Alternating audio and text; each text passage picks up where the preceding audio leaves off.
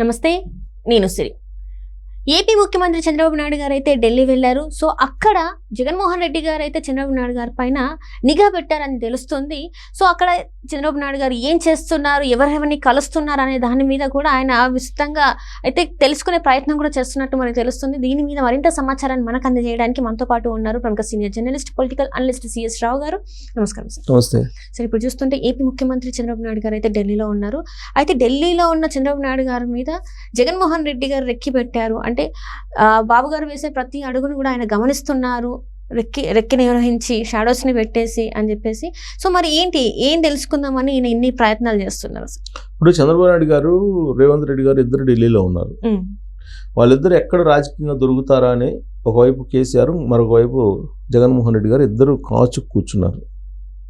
బెంగళూరులో జగన్మోహన్ రెడ్డి గారు ఉన్నారు, ఎలహంకా ప్యాలెస్లో. ఫామ్ హౌస్లో కేసీఆర్ గారు ఉన్నారు, హైదరాబాద్లో. వీళ్ళిద్దరూ కామ్గా విశ్రాంతి తీసుకుంటున్నారు అనుకుంటున్నామా? ఒకవేళ ఎవరన్నా అనుకుంటే అది పొరపాటు. అనుకుంటే అంటే అక్కడ ఉండి వాళ్ళు వ్యూహాలు రచిస్తున్నట్టు అనుకోవచ్చు. వాళ్ళు బేసికల్గా రాజకీయ నాయకులు. ఎక్కడున్నా కానీ రాజకీయాల గురించి, రాజకీయ వ్యూహాల గురించి ఆలోచిస్తూ ఉంటారు, రచిస్తూ ఉంటారు. జగన్మోహన్ రెడ్డి గారు ఎలహంకా ప్యాలెస్లో ఉన్నారు కాబట్టి ఆయన ఏదో సైలెంట్గా ఉన్నారని చెప్పేసి ఎవ్వరూ అనుకోరు. ఆయన గురించి తెలిసినటువంటి వాళ్ళు ఖచ్చితంగా ప్రమాదకరమైనటువంటి రాజకీయ వ్యూహాలను రచిస్తూ ఉంటారు. వీళ్ళంత వరకు అధికారంలో ఉన్నటువంటి పార్టీని ఇబ్బంది పెడదాం, అవసరమైతే దించేయాలి అనేటువంటి ప్లాన్ కూడా వేస్తారు. జగన్మోహన్ రెడ్డి గారు అంత డేంజరస్ గేమ్స్ ఆడుతూ ఉంటారు అనేది ఆయన గురించి తెలిసినటువంటి వాళ్ళు మాట్లాడుకునేటువంటి మాటలు. 164 మంది ఎమ్మెల్యేలతో బలమైనటువంటి ప్రభుత్వాన్ని చంద్రబాబు నాయుడు గారు ఏర్పాటు చేసినప్పటికీ ఆయన్ని ముఖ్యమంత్రి పదవి నుంచి దించి రాష్ట్రపతి పాలన పెట్టాలని చెప్పి 3వ రోజే ప్రయత్నం చేసినటువంటి జగన్మోహన్ రెడ్డి గారిని తక్కువ అంచనా వేస్తారా? తక్కువ అంచనా వేయటానికి లేదు. సో కాబట్టి చంద్రబాబు నాయుడు గారి ప్రతి అడుగు ఖచ్చితంగా జగన్మోహన్ రెడ్డి గారు గమనిస్తూనే ఉంటారు, ప్రతి అడుగుని. దానికి సంబంధించి నెట్వర్క్ అయితే ఉంటుంది కదా. జగన్మోహన్ రెడ్డి గారి నెట్వర్క్ ఎలాంటిదంటే, ఇజ్రాయెల్ దేశానికి సంబంధించిన నిఘా వ్యవస్థ మొసాద్ ఎంత పకడ్బందీగా, ఎంత బలంగా ఉంటుందో, ఎంత బలీయంగా ఉంటుందో అంత బలంగా ఈయన పొలిటికల్ నెట్వర్క్ ఉంటుంది. వాళ్ళదేమో దేశానికి సంబంధించిన నిఘా వ్యవస్థ, ఈయన పాలిటిక్స్కి సంబంధించిన పొలిటికల్ నిఘా వ్యవస్థ. కాబట్టి జగన్మోహన్ రెడ్డి గారు ఏ రూపంలో ఎవరిని ఎక్కడ షాడోగా ఉపయోగించుకుంటారో, ఎక్కడ గూఢాచర్యంకి ఉపయోగించుకుంటారో అంతుపట్టినటువంటి పరిస్థితి. అంత డేంజరస్ పాలిటిక్స్, అంత డేంజరస్ స్టెప్స్ వేస్తూ ఉంటారు జగన్మోహన్ రెడ్డి గారు అనేది ఆయన గురించి తెలిసినటువంటి వాళ్ళు, ఆ పార్టీలో ఉండేటువంటి వాళ్ళు చాలామంది చెప్తూ ఉంటారు. తెలుగుదేశం పార్టీ వాళ్ళు కూడా బాగా తెలుసు. పరిటాల రవి మర్డర్ కేసు జరిగినప్పుడే ఎంత డేంజరు స్టెప్స్ వేశారు జగన్మోహన్ రెడ్డి గారు అనేది తెలుగుదేశం పార్టీ వాళ్ళు అప్పుడు చెప్పుకునేవాళ్ళు. అసెంబ్లీలో కూడా చర్చ జరిగింది. జగన్మోహన్ రెడ్డి గారే పరిటాల రవిని హత్య వెనుక ఉన్నాడనే దాని మీద పెద్ద డిబేట్ నడిచింది అప్పుడు రాజశేఖర రెడ్డి గారి కను చంద్రబాబు నాయుడు గారికి. సరే, ఆయన చంపారని చెప్పి మనం అంటలేదు కానీ బట్ ఆరోపణలు అయితే వచ్చినాయి అప్పుడు. సో అంత డేంజరస్ స్టెప్ చేసేటువంటి జగన్మోహన్ రెడ్డి గారు ప్రత్యర్థి రాజకీయ పార్టీలకు సంబంధించినటువంటి వాళ్ళని వెంటాడుతూ ఉంటాడు రాజకీయ వ్యూహాలతోటి. సో ఇప్పుడు చంద్రబాబు నాయుడు గారు ఢిల్లీ వెళ్ళారంటే ఆయన ఎవరిని కలుస్తున్నారు, ఎవరెవరితో ఏం మాట్లాడుతున్నారు, ఆయన ఎలాంటి ప్రపోజల్స్ ఇచ్చారు, ఇవన్నీ ఖచ్చితంగా ఆయన అబ్జర్వ్ చేస్తాడు. దానికోసం అక్కడ ఒక పెద్ద ప్రత్యేకమైనటువంటి టీమును పెట్టుకున్నారు.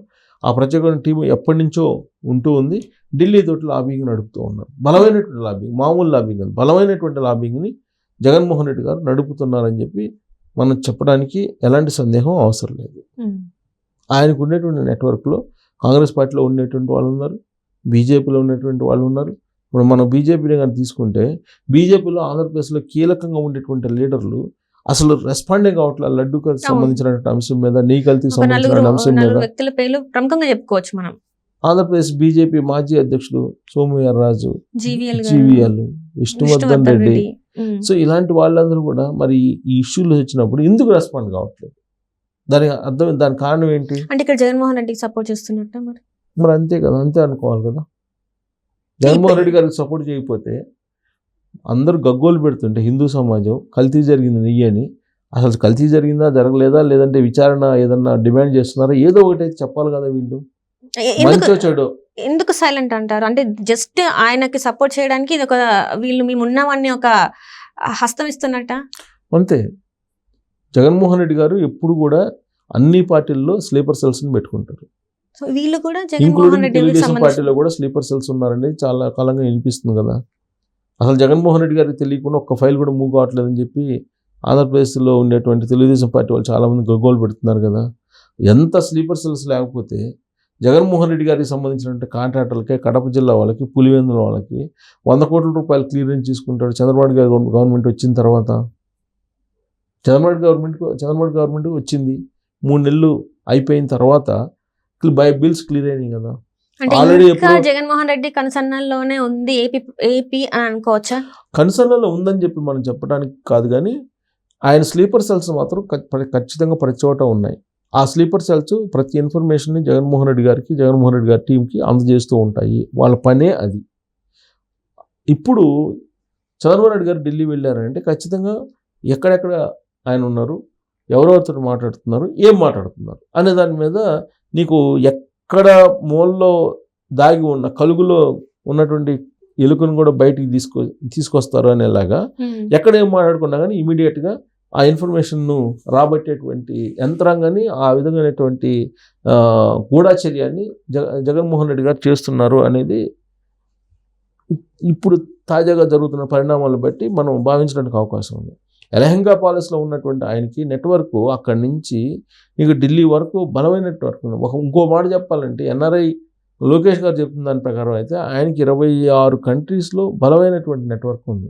26 కంట్రీస్లో ప్రపంచంలో.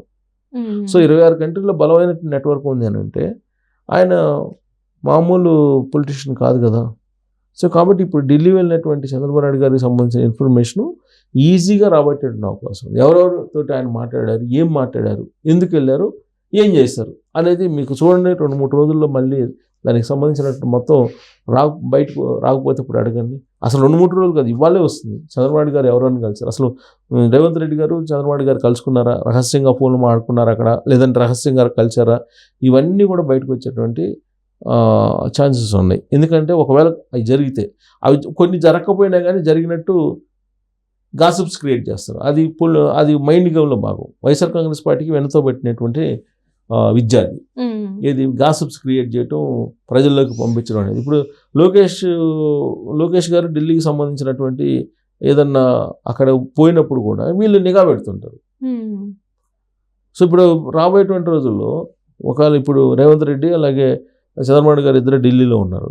వాళ్ళిద్దరూ కలిసినా కలవకపోయినా కలిసినట్టే వీళ్ళు రూమర్స్ క్రియేట్ చేస్తారు. రూమర్స్ క్రియేట్ చేసి సెంటిమెంట్ని రేకెత్తించే ప్రయత్నం చేస్తారు. దానికి కారణం ఏంటంటే కల్వకుంట్ల ఫ్యామిలీ ఉంది తోడుగా జగన్మోహన్ రెడ్డి గారికి. ఫామ్ హౌస్లో ఉన్నటువంటి కేసీఆర్ గారు ఖచ్చితంగా ఇలాంటి ప్రచారాన్ని ప్రజల్లోకి తీసుకెళ్లాలని చెప్పి అనుకుంటారు. దానికి సహకారం ఎవరు అందిస్తారంటే జగన్మోహన్ రెడ్డి గారు అందిస్తారు. జగన్మోహన్ రెడ్డి గారి మీడియా జగన్మోహన్ రెడ్డి గారు అందిస్తారు. సో కాబట్టి ఒకవైపు ఏమో కల్వకుంట్ల ఫ్యామిలీ కేసీఆర్ గారు, ఇంకోవైపు ఏమో జగన్మోహన్ రెడ్డి గారు, వీళ్ళిద్దరు కలిసి ఖచ్చితంగా చంద్రబాబు గారి మీద ఒక రిక్కీ పెడతారు. ఆ తర్వాత వాచ్ డాగ్స్ లాగా అక్కడ వాళ్ళు నెట్వర్క్ని ఉంటుంది. వాళ్ళ నెట్వర్క్, కేసీఆర్ గారి నెట్వర్క్ కూడా పెద్ద అక్కడ ఢిల్లీలో ప్రతి మూలలో ఏ మూలకి వెళ్ళినా కేసీఆర్ గారికి సంబంధించినటువంటి ఓ పెద్ద నెట్వర్క్ ఉంటుంది. అఫీషియల్స్లో ఉంటుంది, అన్అఫీషియల్స్లో కూడా ఉంటుంది. కాబట్టి ఇన్ఫర్మేషన్ మొత్తం కూడా ఇమీడియట్గా గ్యాదర్ చేసుకున్నట్టు అవకాశం ఉంది.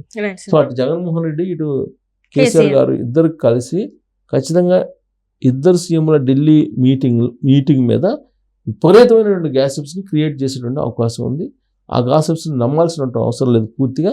కాకపోతే వాళ్ళు గూఢాచర్యాన్ని మాత్రం పెద్ద ఎత్తున చేస్తున్నారని చెప్పి మాత్రం మనం అనుమానించడానికి అవకాశం ఉంది.